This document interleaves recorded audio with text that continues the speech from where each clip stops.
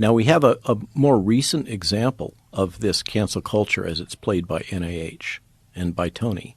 In the emails that came out recently when you have Cliff Lane, Tony Fauci, and the director of the NIH, Francis Collins, basically coming out and saying that they're going to ridicule and destroy fringe epidemiologists. And what was their sin, these fringe epidemiologists, that warranted a concerted effort on the part of the federal government to destroy them? Their sin was raising questions about the effectiveness of vaccine lockdowns.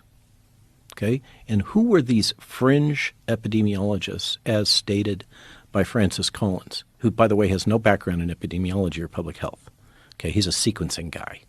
That's his claim to fame, is the Human Genome Project and the cystic fibrosis transmembrane regulatory protein. He has no background in immunology, no background in vaccinology, no training in public health. But who are these three fringe epidemiologists? Well, they happen to be full professors from obscure universities, Oxford, Harvard, and Stanford.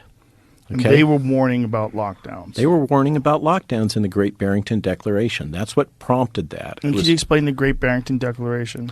So these three esteemed, high-profile academic epidemiologists came together and said and did an analysis, comprehensive analysis, about everything that was known about lockdowns and their impacts during infectious disease outbreaks.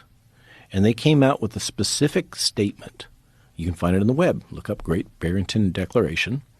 And they came out with a specific statement that these lockdowns were going to cause more harm than help, which was contrary to the messaging that was being put out by Tony.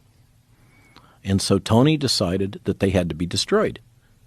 And then you had Francis Collins recently coming on Fox News after these emails were FOIA'd and brought out into the open, and saying that if we had followed their advice, millions of people would have died. This is the fallback. Anytime you criticize these guys, what they say is, oh, you're killing people.